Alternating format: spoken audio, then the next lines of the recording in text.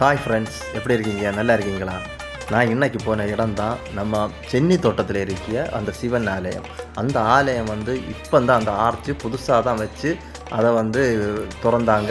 பாருங்கள், அந்த சிவபெருமான் இருக்கிய அந்த ஆர்ச் நம்ம கன்னியாகுமரி மாவட்டத்திலே இங்கே தான் நான் இப்போ நம்ம பார்க்குறது.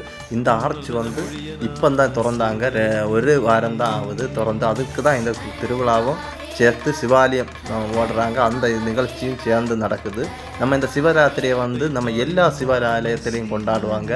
அதில் ஒன்று தான் இந்த கோவிலும். ரொம்ப புகழ்பெற்ற இந்த ஆலயம். இந்த ஆலயத்துக்குள்ளே போனாலே உங்களுக்கு தெரியும். இங்கே பாருங்கள், நிறைய பேர் சிவாலயத்துக்கு 15ஆம் தேதி வராங்க. சாயங்காலம் பாட்டு பாடுறதுக்கு எல்லாம் வராங்க. எல்லாம் வேறு லெவலில் இருக்க போது எல்லாமே நான் பாருங்கள், இவங்களும் பாடுறதுக்கு தான் வராங்க. பக்தி பாடல் பாடுவாங்க. 15ஆம் தேதி சிவாலயத்துக்கு அன்னைக்கு பாடுவாங்க. வேறு லெவலாக தான் இருக்க போது. சிவராத்திரி சரியாக கொண்டாட போகிறாங்க.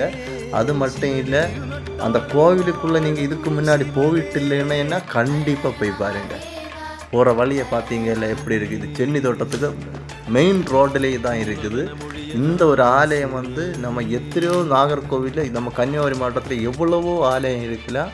ஆனால் இது போலத்த ஒரு சிவபெருமானுக்கு தோற்றுவித்து வச்சிருக்க ஆலயத்தை நீங்கள் எத்தனை கோயிலுக்கு போனாலும் பார்க்க மாட்டீங்க.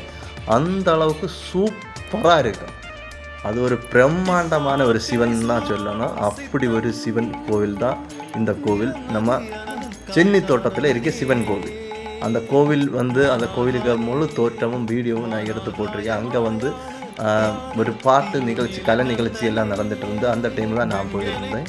வேறு லெவலில் இருந்து அந்த பிள்ளைங்க எல்லாம் ஆடினதெல்லாம் சூப்பராக இருந்து எல்லாமே நல்லா இருந்து. இந்த கோயிலை தோற்றுவிச்ச அந்த இடத்த கோயிலை மொத்தமே லொக்கேஷனை பாருங்கள் எந்த மாதிரி இருக்குன்னு. அந்த லொக்கேஷன் அந்த கோவிலுக்கு அந்த தோற்றம் அந்த சிவபெருமானுக்கு தோற்றத்தை அந்த கோவிலுக்கு உள்ளாடி நீங்கள் போனாலே பார்ப்பீங்க. இது இப்போ திருவிழா நடக்கும்போது தான் நான் போய் வீடியோ எடுத்திருந்தேன். நீங்கள் அல்லாதனாலும் போய் பாருங்கள். அவங்க பாருங்கள், தேரை பாருங்கள்.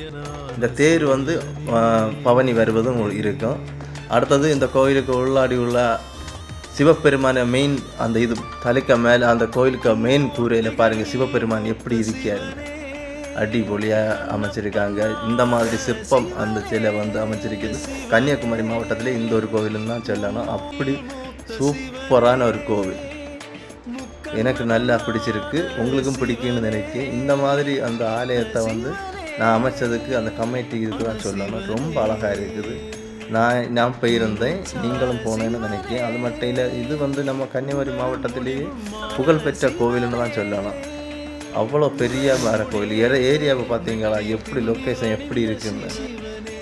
எல்லாமே பக்காவாக இருக்குது அந்த கோவில். நீங்கள் போய் மிஸ் பண்ணாதுங்க, பாருங்கள். அடிப்பொலி. ஒரு சிற்ப சிலைகளெல்லாம் பாருங்கள் மேலே வச்சிருக்கிறது எப்படி இருக்குன்னு.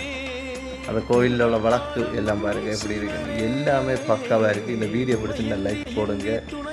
மறக்காமல் இந்த கோயிலுக்கு போய் சாமி கும்பிடுங்க. நல்லதே நடக்கும். பாய். எல்லாருக்கும் சிவராத்திரி நல்வாழ்த்துக்கள். பாய் பாய்.